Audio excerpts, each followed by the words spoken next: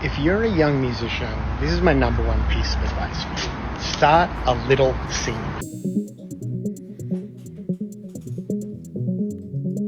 Ben Lee's life as a professional musician started earlier than most.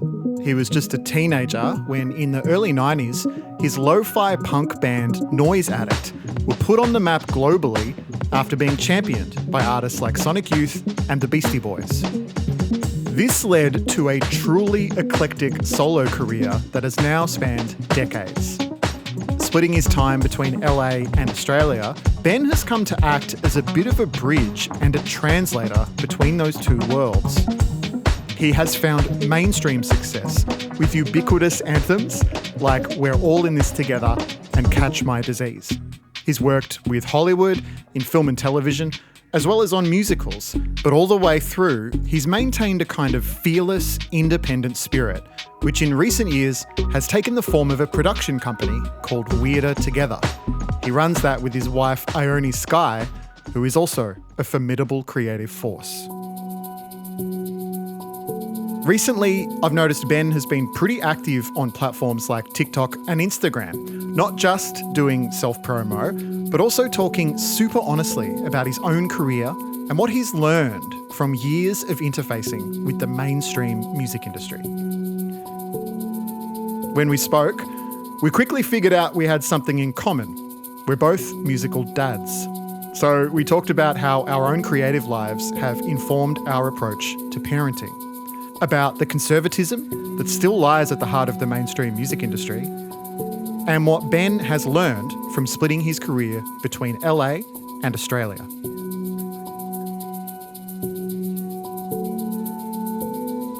This conversation was recorded in August 2024. Yeah. Okay, you're all over it. Okay. Ben Lee. It is I. I kind of don't know where to start because, yeah. How long have you been making music for? Well, like professionally, I guess, for 20, coming up to 20, 32 years. After 20, years. It gets a bit, it's all just sort of. And, but I suppose I started writing songs when I was about 10 years old. Do you have one daughter? Is that right? I have a daughter and a stepdaughter. So my stepdaughter, she was 4 when me and Ione got together. So I've really been with her through most of her life. And she's now turning 23. You're wild. Yeah. Okay. And how old's Goldie? Goldie's turning 15. Amazing. Yeah. Okay. Wow. Yeah, you're in it. I've got 3 daughters, all man. younger, 11, 8 and 5.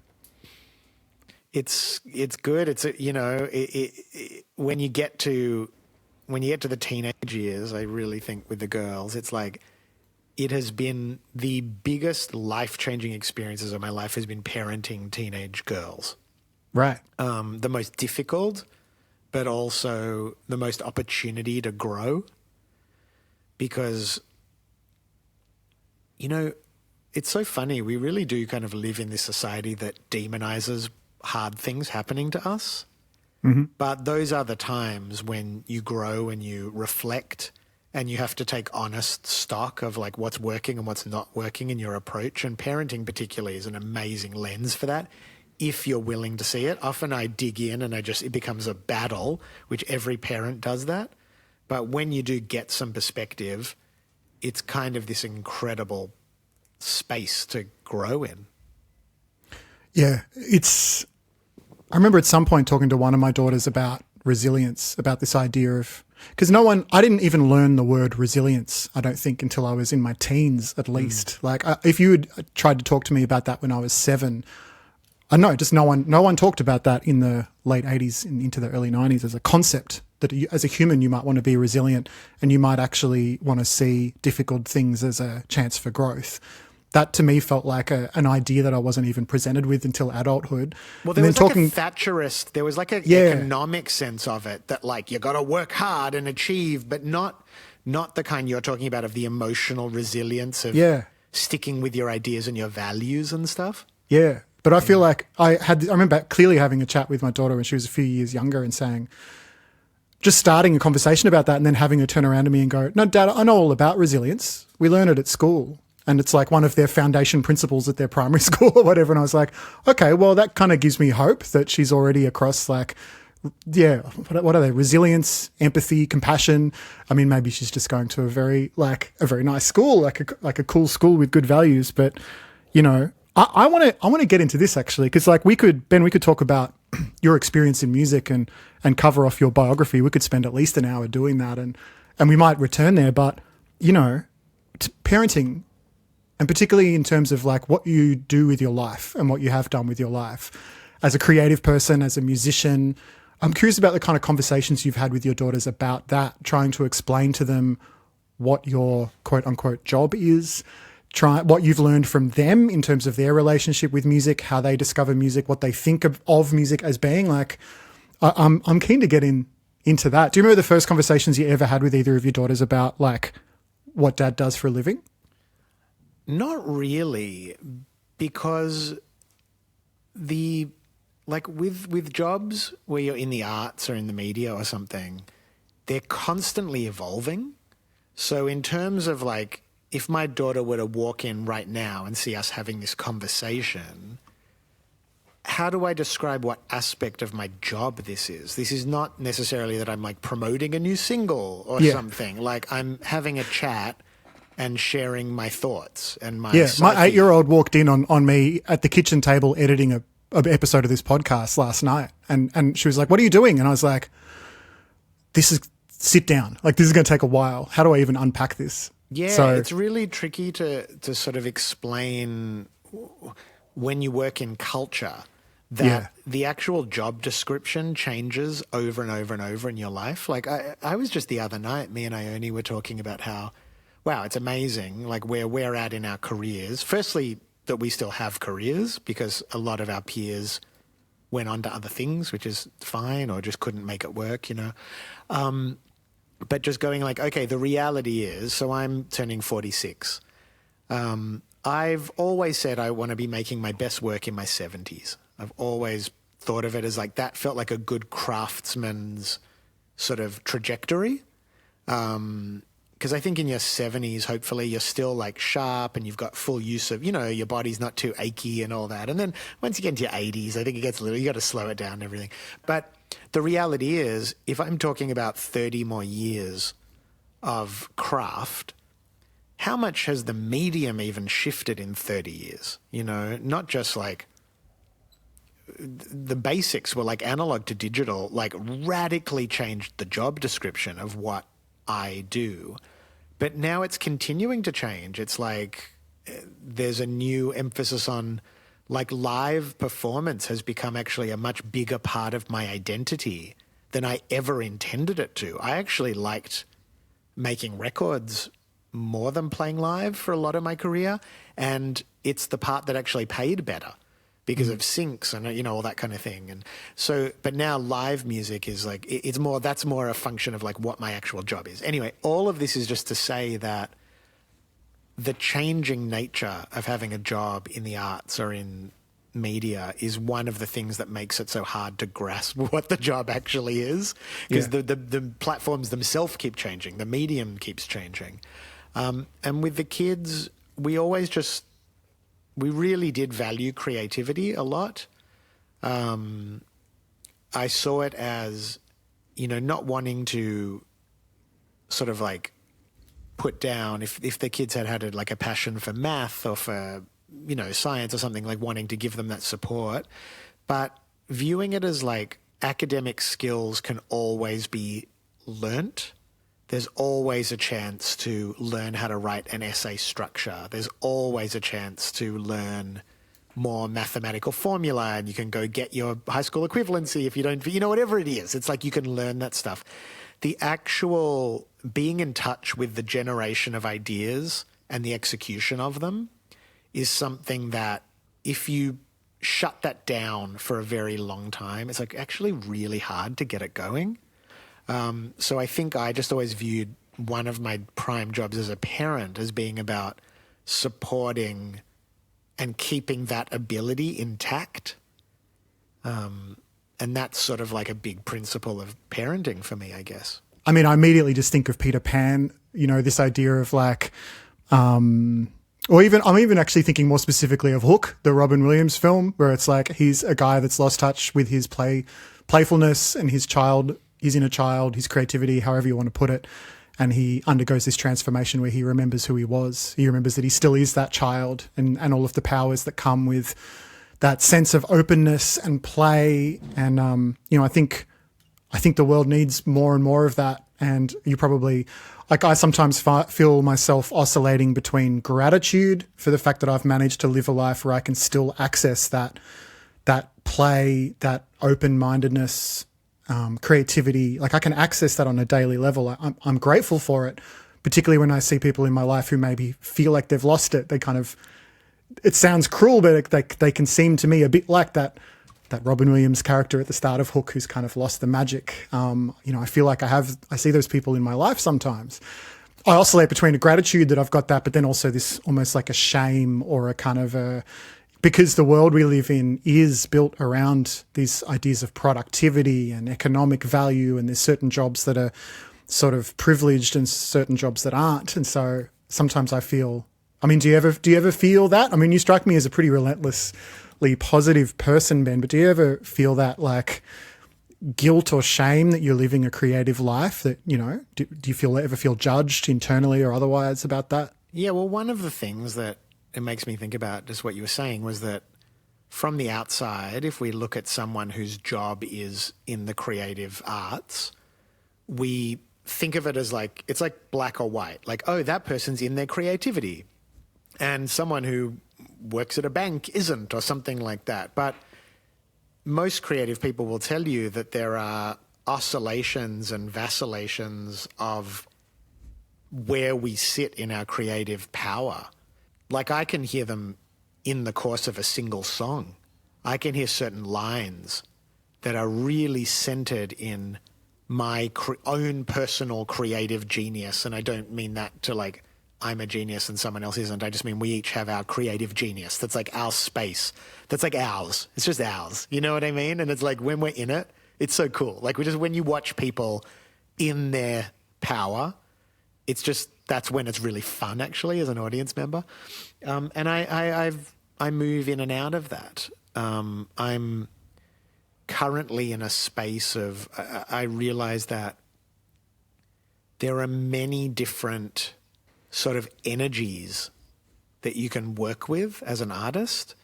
And sometimes it's like consistency. Sometimes it's just like showing up, and it's like a blue collar thing that's like there's liberation for the audience in just showing up, you know?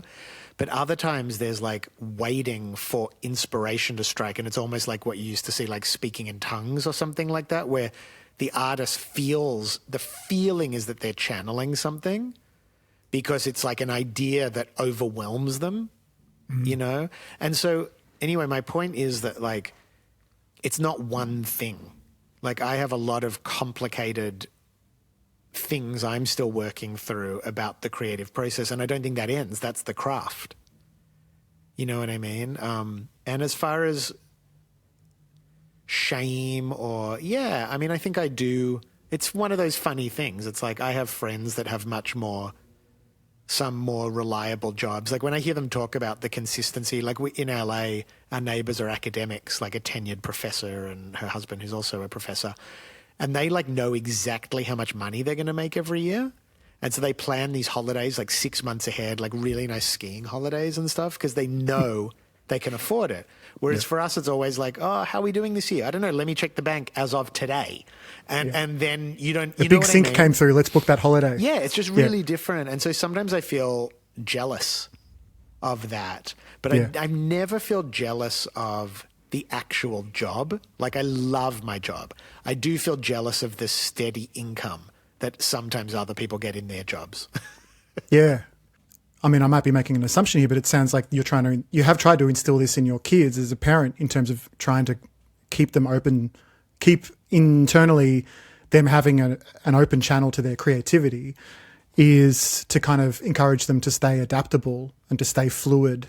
I think more and more about, the next 50 years, next 100 years, or even more like maybe even the next 20 years as this kind of increasingly changing time. I think a lot of people are really discombobulated and quite existential at the moment because they feel these shifts happening underneath them, climate, wealth inequality, and a growing desire, or this kind of almost like primal urge that people are starting to feel to want to do anything about that. I feel like we're entering into a period, like if it feels weird and changeable and confusing now, I think it's only going to get more like that. And I find myself thinking a little bit about encouraging everyone to maintain a creative practice in their own lives, no matter what their job is, in order to simply open up that creativity, open up their mindset, and to kind of use the process of being creative as a rehearsal for being adaptive and for being open to change and fluid. I would totally agree with that. I also think even the word creative can be like, it can come with a lot of baggage. Like someone thinks they need to be doing sculpture or painting or something. But what we're essentially talking about is understanding how to operate in life from a problem-solving perspective. And that is 100%, like, it's been interesting because we've bopped around a little bit and there's been like, our daughter going to different schools and stuff. And so you get to meet a lot of different schools and they're all in agreement that they do not know what the future of education is. They're all in agreement about that. The more conservative ones, the more liberal ones, but they each have different responses to that. Some of them feel that in a way offering a more traditional education kind of grounds the kids in the values to withstand the changing fortunes of time or whatever. And others are more like, we don't even know what skills are going to be needed 10 years from now. So the main thing is that the kids are just inquisitive and curious and enjoying learning. And I'm a bit more in that camp. Especially in the context of, we don't really have our, I don't want to get stuck talking about AI because it's, that's like quicksand for any conversation these days. But, education, it's hard to know what we'll all be doing with our time in 10 to 20 years. And, so it is really about what kind of humans do you want to create versus what knowledge do you want to instill in them potentially, education shifting towards that. Yeah, what kind of people do you want in the world? Totally. I had a moment with Goldie a few years back when she'd made all these bracelets, and we live in LA in Laurel Canyon. It's like a very supportive neighborhood where if the kids are selling things, the neighbors will buy it or whatever, and she'd made all these bracelets and she'd only sold like one color of them and the others weren't selling.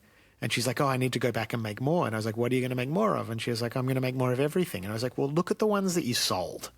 Maybe make more of those because they seem to, and she was like, oh, and I was like, oh my God, that's so crazy that a parent had to say that. Like that seems to me the fundamentals of like, we live in a capitalist society.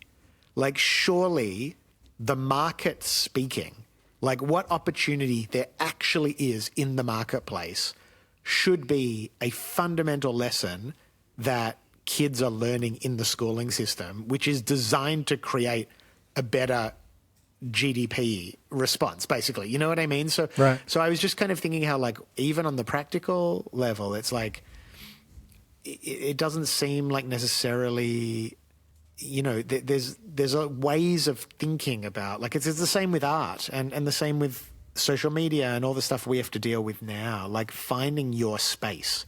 And again, just coming back to that personal genius type vibe, finding the space that you can operate out of that nobody else can operate in without putting too much pressure on yourself, because everything is derivative and influenced and, but finding a place that's uniquely yours is always going to be the most likely space for success to interact with a broader market. So anyway, I just think it's like really important that, coming back to what you were saying, the problem solving thing of like just being able to see a moment clearly, like looking at the moment, scoping it out, doing a little recce, seeing where the openings are, And then what does it take to execute something to get your foot in the door and to go? Yeah, it's funny. I think, I feel like I find myself having conversations, and I think it just reflects my own headspace and where I'm at, but I find myself having conversations with my daughters about things like the market and capitalism, but trying to actually instill another layer underneath it with them. I know that my oldest is like she's very passionate about climate, you know? I mean, I wouldn't say that she's like a Greta Thunberg out at the protests organising her fellow students. Like, she's not at that level, but she's just like, she has at some point really internalised a connection with nature, largely through her passion for birds. And then she's just sort of built on that. And I've kind of, in the way that I guess you do as a parent, you sort of like, you end up inevitably trying to prune the bits that you're not as into and trying to grow the bits that you are into. And Right. And so I remember driving around the car with her and her younger sister, our 8-year-old, and ending up having a conversation about money, you know, about money, about how much money do we have? Hey, Dad, how much money have we got? Could we afford to do this? How much money do you earn? Like they were just, in the same way the kids get interested about death or they get interested about space, they were just interested about money. And so I'm trying to kind of explain to them how we've sort of built this society where money is a layer of meaning for all of us, and we internalize it and many of us don't even question it. And I found one of them said, like, why money? Like, why are we organized around money? And I was just like, God, I need an economics degree to explain to you why human civilization evolved to be based around money. But we ended up having a conversation about love. I was trying to kind of hypothesize with them, well, like, hey, what could we do instead? Like, what if we had a civilization where the exchange of goods and the way we spend our time and the way we value each other has more to do with caring for each other and caring for the planet? Which, you know, if you want to extend from that, then you're sort of looking at ecological economics, you know, and all that kind of stuff. But neither am I an expert on that, or can I explain that to my kids. But I just it was interesting. It was a moment where I was both conscious of like trying to get in there and plant these seeds with them of these alternative ideas, and almost feeling weirdly manipulative at the same time, where you're like, oh my God, like, is this how much of parenting is like trying to brainwash your kids into the things you believe? Do you know what I mean? I know. That's so, and look, there's a larger thing about parenting that's just like, you realize you will irreparably damage your children. It's just which way you do it is going to be your own creative touch. Yeah. I have when I was in my mid-20s, I read Timothy Leary and Richard Alpert, who became Ramdas. They wrote a modern interpretation of the Tibetan the Tibetan book of living and dying that was designed to be an accompaniment to the psychedelic experience. So it was designed that someone could read it to someone who was on an acid trip. And there was a line in it that I've never shaken. It's always stayed it's like part of my value system. And that is calm and compassionate game playing. And I really feel like that is a core value of what I want to instill in my kids. Like, there are revolutions and things where governments get toppled and there are changes in systems and all of that stuff. But I actually think one of the hardest lessons to learn is to, you know, there's a very spiritual teaching. It's like in the Bible, Jesus says, be in this world, but not of it. All of these teachings are designed around the willingness to be in a corrupt or borderline corrupt society and to calmly pursue something higher, but without without ruining it. Because if you ruin it, you don't give it the chance to ever heal in a way. Do you know what I mean? So I think for me with school and everything, I did not like school. And so when the girls have had a hard time with school, I don't really have a leg to stand on if I'm like, well, it's just right and you need to do what it says to do. I more come at it from a perspective of like, whatever you do in life, you're going to have to work within systems.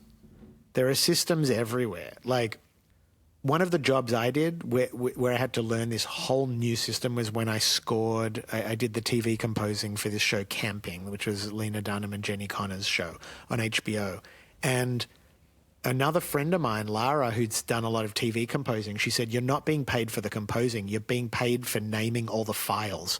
You're constantly naming and renaming files and doing, and I realized that like the whole job was about operating within this system of filing audio files, you know? So I just think it's really important that I don't want to really raise kids that have so little connection to the just reality of normal life that they live in this state of existential angst and romanticism because it doesn't meet their ideals, which is a danger for creative people. Yeah. Like, I think it's really like you just can see how we could have a better world and, you know, it's just not the world we're in, you know. So I think of part of what I've always loved about the music industry, which is a dirty game. Like, it's not a fair game. It's just not, you know. Like, there are moments where the good guys win, and there's lots of moments where they don't. And then there's moments where the good parts of us win, and there's moments where the not good parts of us win, like inside. But calm and compassionate game playing, like having some forgiveness for the world not being perfect and moving forward. How do we treat each other within that? What are we putting out there? What are the values of the work that we're creating? What are the values of our interpersonal exchanges and the way we treat people and pay people and all of that stuff? Like, I don't know. I just think there's really important lessons in that. That's like a really big value, I guess, of mine. Well, I guess what have you learned then? You know, can you go a little bit deeper into how you do put that into practice in terms of playing the game of being in the music industry, being in a position where you can, you've thought about all this stuff a lot, and you know you make choices in terms of how you go about pursuing music. Can you? I don't know. There are a few examples of what you've been doing recently, or yeah. Well, a really present one that I'm really aware of is my live show, where I know there are 5 or 6 songs that if I don't play them, my audience will walk away feeling shortchanged and feeling like they didn't quite get satisfied by the experience. Now, they're all songs I like. I like Cigarettes Will Kill You. I like Catch My Disease. I have nothing against those songs. If I were to have a completely organic experience, I probably wouldn't play Catch My Disease at every show. I'd probably maybe every third show. I don't know. But I realize that there's a level of compromise that to me is worthwhile. Like, for my audience to feel safe enough to know that I am going to meet their needs in this basic way means they actually give me a tremendous amount of leeway to do what I want with the rest of the set. So what that looks like for me is I'm not using a set list. I go up on stage with a list of, I think, 80 songs written on a piece of paper, and I pick the first one, and I know that by the end of it, I'm going to hit the ones that need to be hit, but the journey of how I get there is actually part of what makes it really interesting for me. So that's a good example where I'm both compromising and non-compromising in ways that keep the experience really fulfilling to me. Yeah. I'm curious though, you know, you play the hits for the fans, and, you know, there's one way of looking at that is that, you know, they've paid money and you acknowledge that part of that, them paying that money is their expectation you're going to deliver the product of those hits. But I'm curious about another way of looking at that, which is, you know, music as an act of service, you know, where these people have a relationship to you and your music, but they might have a many of them may have a very specific, deep relationship with this handful of songs, those 6 songs you mentioned. Those songs have given them something in their life, a feeling of being seen, reassured, familiarity over time, maybe soundtracked an important moment, all the powerful things that songs can do that they've done for you and for me as music listeners. Is that something that when you take a deep breath and you're launching into Catch My Disease, is there a part of you that feels like you're performing a service, like a public service? Because it feels like at its sort of noblest, that's kind of what that experience is. I'm sure you're right. I don't know if that's like healthy or helpful for me to actually think about, because it almost involves a form of gaslighting myself then, of like, you should be so grateful that people want these songs and that and I actually find like one of the nice things about capitalism is we're involved in an exchange of services for money, basically. You know what I mean? And in a way, because I've done a lot of experimentation going through these like spiritual worlds and self-help and all that, and you see a lot of people looking for far more complex justifications of doing what they're doing rather than, I got hired to do it. I like the cleanliness and not getting too involved in all the machinations of, there are many reasons why people want to hear songs.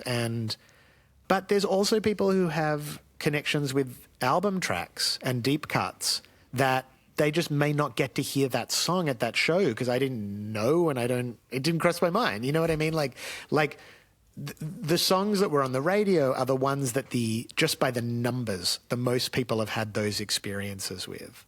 But it's not always, I don't know, you can't just live pandering to that, basically, you know? And the other thing is that I think that, and this really, I became to be aware when I met more and more younger artists who sort of were interested in my career, is that it was never about one song. Like when I meet, you know, people like Amel and the Sniffers or Mallrat or, you know, younger artists, and they are curious about something in my career, it's more about my approach to my career. Like I think when you start looking at decades, like when you're not talking about like 2 albums or something, but you're talking about decades of survival in a very difficult industry, it really is like your attitude that is the main thing people want. Like, and I actually feel similarly with people with very long careers like Neil Young and Tom Waits. And like I saw Neil Young recently. He did this show at the John Ford Theatre, I think it's called, this little amphitheatre in Hollywood. But he did all obscure songs. Like, no shit. Like, I'm a pretty big Neil Young fan. I think I knew 3 songs. He was doing, like, album tracks from 90s albums. It was not the set list you would conceive as a Neil Young fan.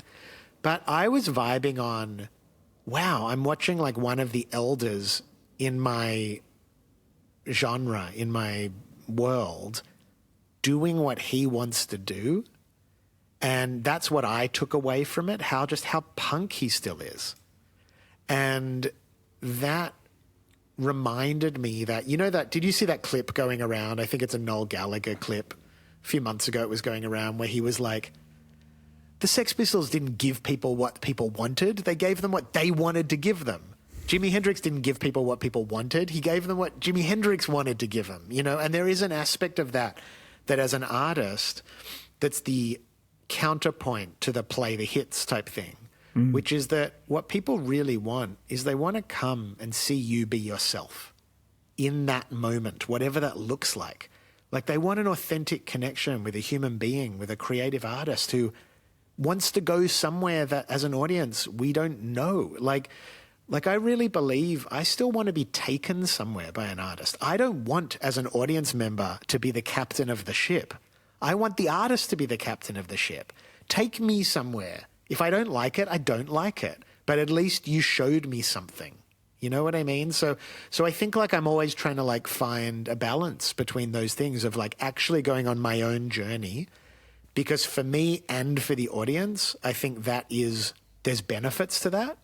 There's good things that come out of it. And at the same time, I'll give you some songs that I know almost just on an etiquette level, they're like, it's like polite. Like if I weren't to play Catch My Disease, it would be impolite. It would not be calm and compassionate game playing, you know? Right. Yeah. I'm keen to ask you about, like, it's not like you've ever fully disconnected from Australia. Like you've always hovered around Australia, but I want to see if I've got my timeline right. Like, because you've basically been spending more time here since the pandemic. Is that right? Well, in 21, we came out here with the family at the end of 2020 and spent pretty much all of 21. Yep. And then went back for 22, 23, and then we're back here as of this March. For Okay. Yeah. Okay. So it's sort of you are split between LA. Well, there's I think because we still have a kid who's in school, you have to have a little bit more of a rigid definition of where you're based. Yep. But truly, like, I mean, I view it as like if you're in show business, you're in the circus and you go where the work is. And the reality is if you look at what's happening in Hollywood from a film and TV perspective, but that also flows through to music, is the market is in a very complicated moment that music kind of went through already. But film and TV are now having this moment of reckoning about that, of like, oh, we put all our eggs in the basket of the streamers and now they basically decide what our fate is. And, you know, it's really interesting that like live music, it's got a lot of casualties in the sense that there's a lot of bands and artists that kind of can't afford to tour as extensively anymore because like the cost of just travel and shipping and all of that has gone up, and ticket prices at a medium level haven't really. But more than that, it's sort of like, for me personally, live music has been like reinvigorated. So I just saw this opportunity, and I'm not sure exactly what it is. I think some of it has to do with the era that I came up in and the power that Triple J had in Australian culture means that I can go anywhere in Australia and there's people that have associations with my music. It's really crazy. Like Kid Laroi now is bigger than I ever was, yet on a generational level, like if you asked your mum, can she sing a Kid Laroi song? I'm not sure she could. Like music it's just become less of a shared cultural experience than it was in the 90s and early 2000s. It's just become more of a, you know, whatever you call it, niche experience, you know? So I'm just seeing this benefit of like, and I think post-COVID, people moving out of major cities and going to more regional areas, I'm just seeing there's this touring thing that I was never really able to make sense of how to do in Australia properly that I'm kind of figuring out now. And I'm really grateful for that, because when there are times of great change to do with technology and mediums and income and all that stuff, like just finding a craft that you can continue to perfect and get better at and get paid for is like, I feel very, very grateful that that has sort of unfolded that way. What do you think? I'm not even sure I've got a question here, but I'm sure we'll go somewhere with it. But I'm just thinking of like, so I've got a few of my best mates live overseas now because they're pursuing music outside of Australia because for different reasons or various reasons they kind of felt like they hit a wall in Australia, or they, you know, with the music they make doesn't seem to be able to work at scale, or they've got some ambition that they don't think can really happen here. And that's not new. That's like, often can seem, I think for some musicians, it can seem like a necessary rite of passage to leave. And then, yeah, I'm curious, as someone who kind of did that in your own circumstance, you had your own reasons and whatever. Yeah, what do you make of that? Of the idea that, I mean, even you mentioned a few bands before, like Amyl and the Sniffers, right? Like if Amyl and the Sniffers hadn't left Australia at some point to really grind out a fan base in Europe and in North America, I'm not sure they would hold the same. They would be a beloved punk band in Australia, but they may not quite occupy the same space that they do now and be supported in all these different ways and Triple J Airplay and all that kind of stuff. I'm just curious what you make of that, like, international pathway, and there's a lot of funding that goes into supporting export in Australia. You know, I'm curious what you make of all of that as someone who's kind of got these two vantage points. Yeah, well, I never did the whole funding and grants and all that stuff wasn't really available. And also my audience, it's like I always say it was very proportionally equal. You know, I'm essentially a niche artist who has crossed into the mainstream at several points in my career.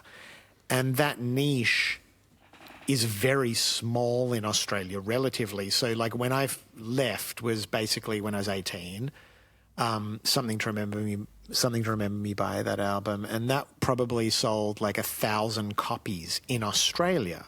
But in our population size, that was probably equal to the 35 or 40,000 that it sold in America. It's just then there's gigs to play. If you have 40,000 fans, you can travel around and play. So to me, it was very pragmatic. Like it was just a very blue collar. Like I could play the Annandale Hotel once and then 6 months later I could play it again, or the Hopetown or something. But there just wasn't that much work to do. I don't know. This whole thing is so confusing to me as far as, I mean, right now in LA, like every Aussie musician is living there and it's so fun. It's like, you know, Cub Sport and Georgia Mac and the Sniffers, like everyone's around. It's like, it's so good. But me and Ione were talking about this the other night. They're also all basically, none of them have kids. None of them have mortgages. They're mostly in their 20s. At a time when your threshold and capacity for risk is much higher. And that's a really good time to try something, like to have big swings. You know, part of what I'm loving about being in Sydney at the moment is like the touring is pretty much Thursday, Friday, Saturdays. So I'm here all week and my daughter's going to school and all that. And then I leave for the weekend and I go play some gigs and make some money and pay the rent. And it's like, it's a very, like, it's a very doable lifestyle. But yeah,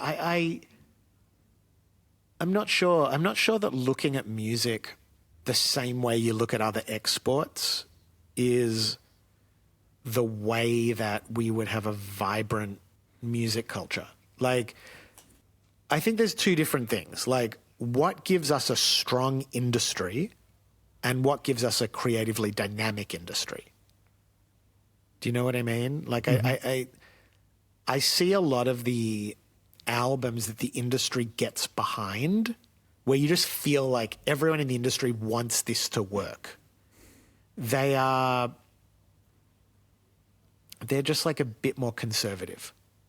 You know, it's just a little more conservative. You can see that, like, and I get it. I totally get why, as an industry, we want to have our Taylor Swift and we want to have our this and our that and we want our, like, blue chip stock, you know. But to me, it's more interesting, like, things like Party Dozen or Psycho, the new Psycho record, like things that are creatively really alive and interesting. I would rather live in a culturally dynamic, interesting music culture than I would in a multi-million dollar music industry. And I think, but I'm not sure they're mutually exclusive. Like, I think there's a lot of, like, Steve Pav is a really great example. You know, he, like, gave me my start and he had a great track record of picking really interesting acts that went on to both redefine music and make a lot of money. So that's why my vision of how the government, I don't even know how we got onto this, but my vision of how the government could be more supportive of the arts is I actually think the government should not be talking to artists. I don't think making us write grants for things is, like, smart. It's not a good use. We should be making music. I think the government should be investing in cultural visionaries and entrepreneurs and people like Pav and people like, you know, Gudinski types, like people who want to help create culture. Deal with them. Those guys should be doing the grants and everything, but let the artists make interesting things. Anyway, that's just I just think we need a little more support for people that are wanting to build community and wanting to build creative community, I think those are the people the government should be like partnering with a little more.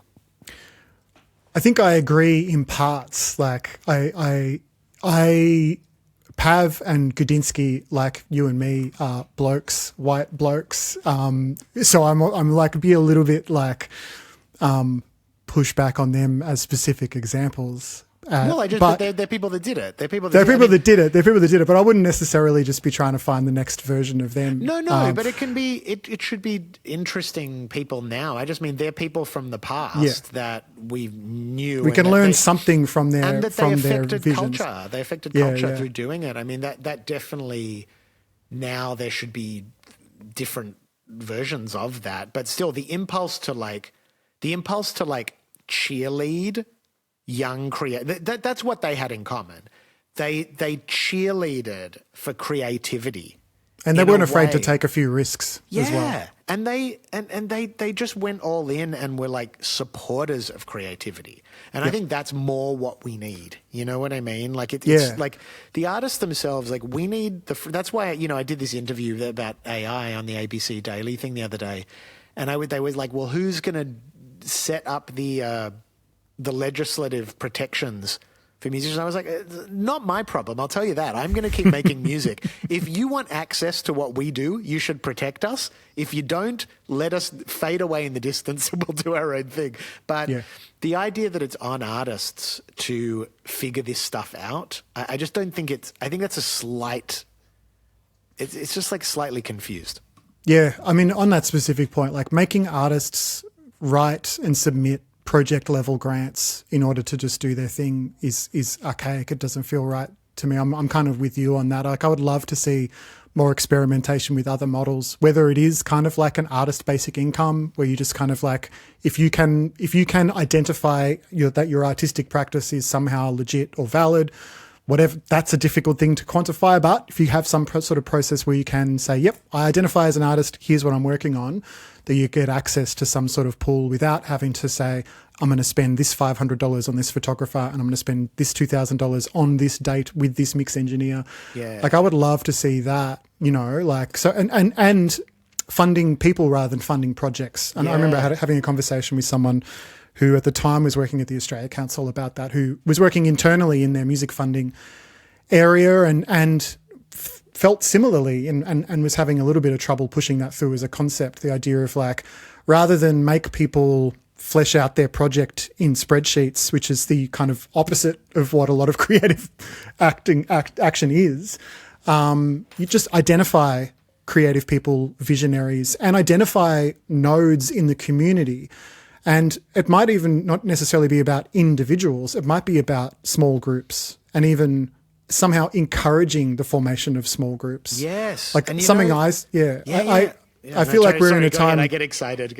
No, I mean, I feel like we're going to be pretty aligned on this, but it's just like there's a lot of indie labels sort of closing up shop at the moment, and I think that's kind of inevitable. I think the label model's a little bit outdated with how music is kind of made and how we all work these days. But the fundamental idea that like 5 to 10 people come together to work as a group with some sort of shared purpose feels like something that should be fundamental in creative practice. But there's all these different reasons why that's not happening. We're all sort of getting atomized and siloed into our like one person entrepreneurial DIY like version of working. And that doesn't really serve the artist, nor does it serve the culture.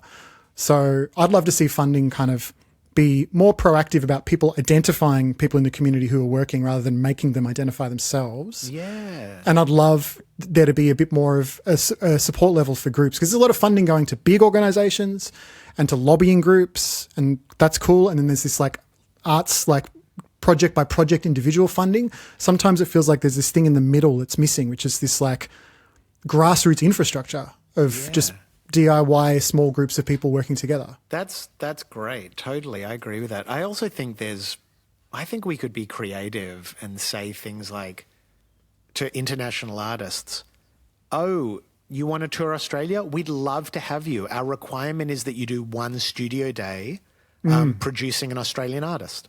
And like, then you've got Phoebe Bridgers coming in here and producing a young songwriter, and you've got Future coming and collaborating with a rapper. And, it's like, I just think it's like, that's what I mean about that stuff isn't quantifiable necessarily by money and sales, but it creates a dynamic culture. And I think we just need to be more creative with how we leverage that we have an audience. We have an Australian music-going audience that wants to... So that's our bargaining power as a country. And we try and do things like, okay, you need to have an Australian support act. That's fine. That's pretty good. I think that's a good idea. That should stay. The ratios on radio don't work because they play Australian music after 11 p.m. Who's listening to the radio anyway, let alone after 11 p.m.? And I think we need to be more creative in what we ask for with the bargaining power that we have of our consumer dollar that's being spent on international artists.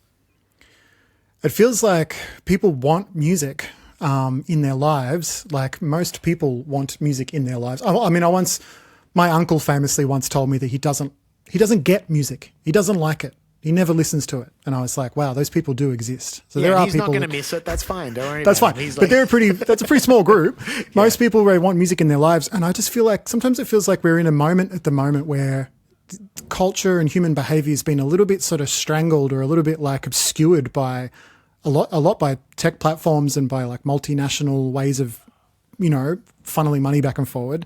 It's had these weird effects where like, we're struggling to actually give people what they want in terms of the experience of music. Like this might be a slightly spicy take, but like a lot of the trouble that we're having with live music in Australia at the moment, with venues struggling and festivals falling over, to me a little bit feels like we're not really giving people the live music experience they actually want. Like we're struggling a bit to like come up with a different idea.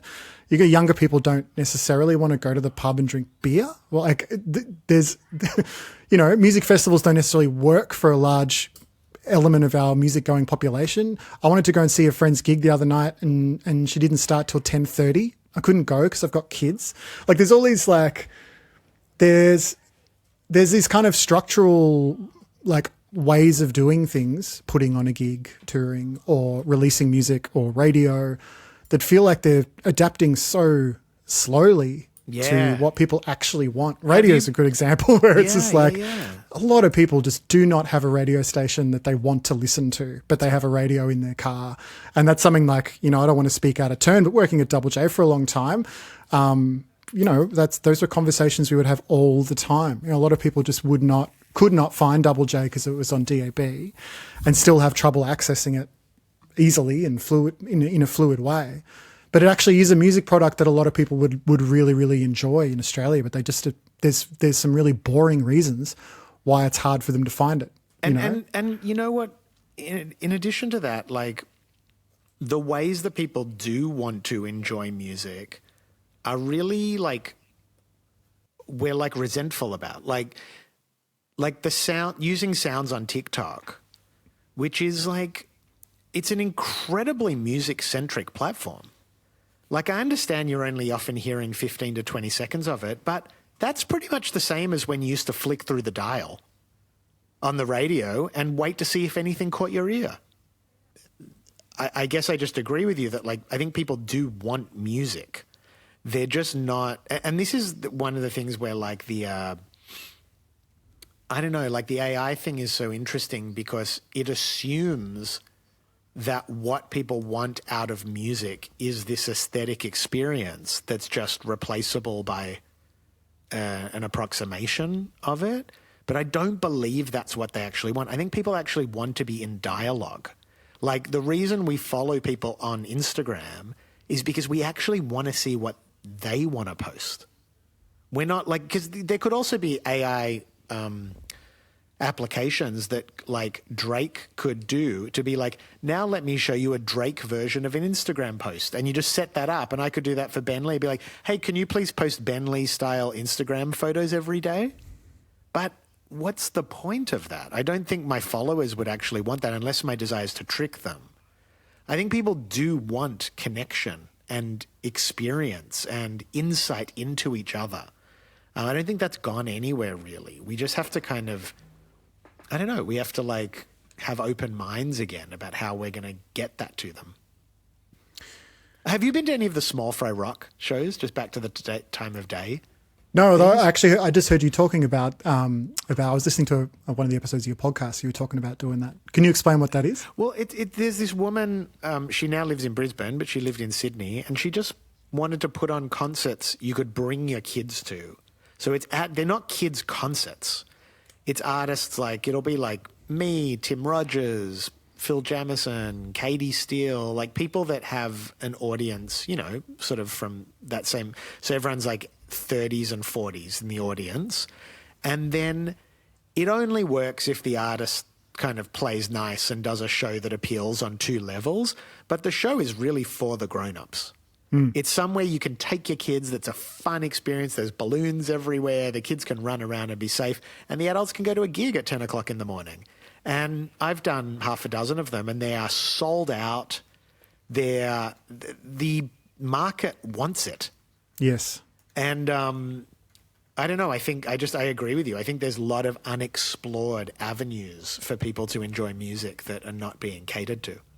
Yeah, and the you know, and I've got to be careful here because I'm not advocating for the, you know, dismantling of iconic venues and ways of doing things, but at the same time, like they take up a lot of oxygen in the conversation. I think sometimes when I think the real exciting part, the potential is new ideas, new ways of presenting music at new times of day for different underserved communities or parts of our community.